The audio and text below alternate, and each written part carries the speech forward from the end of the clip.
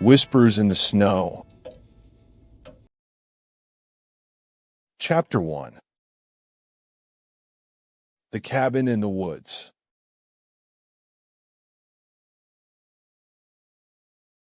It was just another ordinary day when my grandmother's letter landed on my doorstep. The envelope bore her familiar handwriting, and for a moment, I could almost see her sitting at her kitchen table, carefully choosing her words before addressing me. The letter inside was brief but heartfelt, inviting me to spend Christmas with her in the family's old cabin, which she had recently rediscovered while cleaning out her attic.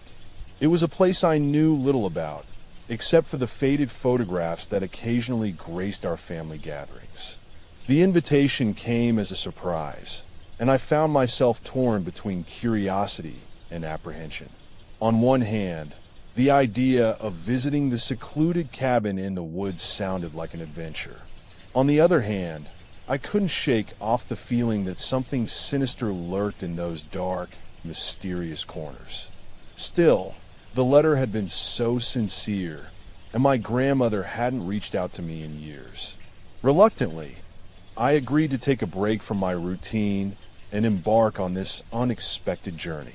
Little did I know that my decision would lead me down a path filled with chilling revelations and haunting secrets. The train ride to the remote town where the cabin was located felt longer than usual. Every mile closer brought me closer to an uncertain fate, and I couldn't help but glance out of the window at the snow-capped trees, their branches heavy with ice. Reaching the town, I found a small grocery store that would be my last stop before venturing into the woods. The store was quiet, and I quickly gathered everything I'd need for the night. Some provisions, a few candles, and a bag of coal to keep the old fireplace burning. It wasn't long before a snowstorm rolled in, blanketing the town and making my onward journey even more daunting. With each step toward the cabin, the air grew colder, and I felt an icy wind biting through my clothes. The path was treacherous, with thick layers of snow and ice making every step a challenge. I struggled to keep my balance, my breath visible in the frosty air as I trudged through the accumulating snow. The night had fallen, and the town's faint lights faded into darkness as I ventured deeper into the woods. My destination seemed impossibly far away, but I pressed on, driven by a mix of determination and dread. Finally, after what felt like hours, I saw the cabin in the distance. It stood alone in the snow-covered forest, its windows dark and unlit. My heart raced as I approached it, my senses on high alert. The old cabin was more derelict than I remembered, with peeling paint and broken windows.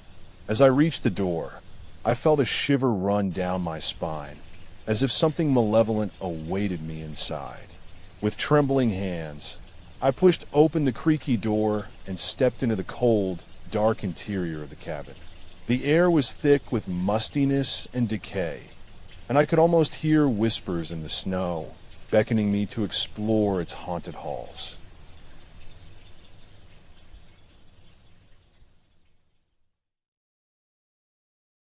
Chapter 2. The Unseen Guest.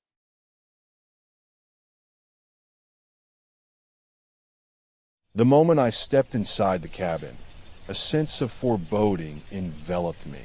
The floorboards creaked under my weight, and the cold air seemed to seep into my bones. My eyes struggled to adjust to the dim light filtering through the broken windows, revealing a room filled with dust that covered furniture and cobwebs. I walked further into the cabin, my footsteps echoing eerily in the silence. The air was thick with an old, moldy scent, and I couldn't shake off the feeling that someone, or something, was watching me from the shadows. My breath caught in my throat as I noticed a faded portrait hanging on the wall. It was a family portrait, but the faces were unfamiliar to me. Who were these people, and why did they look so sinister? I reached out to touch the frame, and the walls seemed to pulse with a strange energy. Just then, a loud, Echoing noise filled the room, making my heart skip a beat. I turned around slowly, my eyes darting from one corner of the cabin to another, but there was nothing to be seen. The sound had been so real, yet now it was gone, leaving me questioning my own sanity. I decided to light a candle, hoping its warm glow would chase away the cold and the shadows that seemed to surround me. As the flame flickered to life, I noticed a small window in the floorboards leading downstairs. Curiosity got the better of me, and I crouched down to take a peek inside. The darkness beneath was impenetrable, but I could sense something lurking there, waiting for my next move. With a deep breath, I decided to explore further. Descending the narrow staircase, I found myself in a dark, damp basement. The air was even colder here, and I could feel the dampness seeping through my clothes. As I made my way deeper into the basement, I heard faint whispers in the wind, growing louder with each step I took. They seemed to be coming from everywhere at once, making it impossible to pinpoint their source. My heart pounded in my chest as I reached a set of double doors that led to another part of the cabin. Pushing them open, I was greeted by an even more unsettling sight. A room filled with old, broken furniture and decaying toys. The walls were covered in faded newspaper clippings and old photographs, some of which appeared to be missing pieces. It was as if this room had been frozen in time, locked away from the outside world. I stepped closer to one of the photographs, my eyes drawn to a face that seemed to be staring directly at me. As I leaned in, the photograph began to flicker, its image becoming distorted and unclear. A sudden, cold breeze swept through the room, causing my candle to flicker and then extinguish. In the darkness, I felt a presence watching over me, and I knew I had to get out of there. Backtracking to the main floor, I looked for a way to secure the cabin, hoping to make it through the night without encountering any more supernatural occurrences.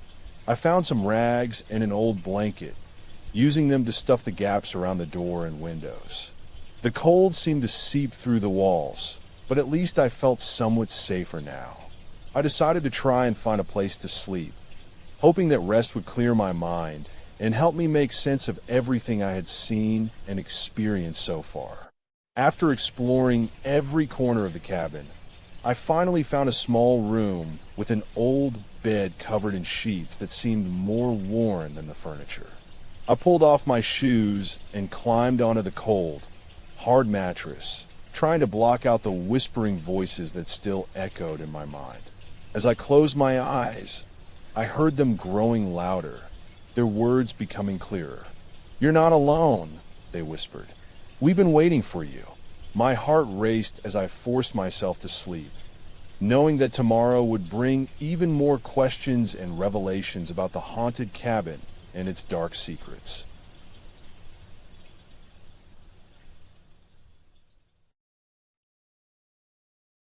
Chapter 3. The Haunting Secret.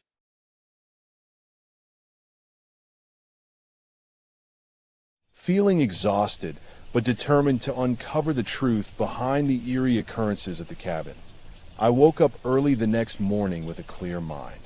I decided to start by researching the history of the cabin and the people who once lived there.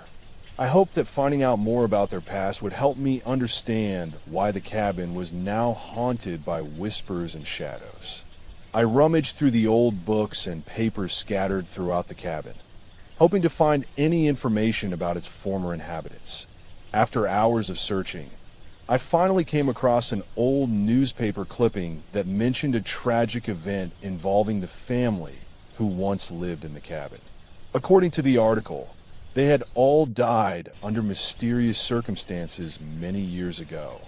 The more I read, the more it seemed like there was something sinister lurking in the shadows of the cabin's history.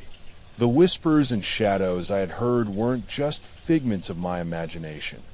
They were remnants of a dark past that still haunted the place. With renewed determination, I decided to investigate further. I needed to find out what really happened to the family who once lived there and why their spirits seemed to be lingering in the cabin even after their deaths. I left the cabin and made my way into the nearby town, hoping to find someone who could provide me with more information about the tragic event that had taken place years ago. After asking around, I was finally able to track down an elderly resident who remembered hearing about the incident. According to her, the family had been a well-respected and wealthy family in the town until one fateful night when their mansion had caught fire. The cause of the fire was never determined, but it is said that the family had been involved in some unsavory dealings that led to their downfall. As the fire raged, the family members were trapped inside the burning building, and all were presumed dead. The cabin I had found was once part of their estate, and it had been abandoned ever since the tragedy occurred. She said that people in the town still talked about the ghostly whispers that were said to be heard in the ruins of the old mansion, and some even believed that the spirits of the family members were still trapped there, seeking justice for what they perceived as their untimely deaths. The more I learned about the tragic event, the more I realized that it wasn't just a story from the past. It was a story with connections to my own life. I began to suspect that the haunting at the cabin was somehow tied to me and my family's mysterious connection to the town. Determined to uncover the truth, I decided to return to the cabin and delve deeper into its haunted history. I needed to find out what had really happened to the family who once lived there, and why their spirits were still lurking in the shadows of the cabin, whispering their secrets to those brave enough to listen. As I made my way back to the cabin, I couldn't shake off the feeling that someone or something was watching over me. The whispers in the snow seemed to be growing louder, guiding me towards a revelation that would change everything I knew about myself and my family's connection to the town. And with each step I took, I was one step closer to uncovering the dark truth hidden within the haunted halls of the cabin, where the voices still echoed in the cold, dark night.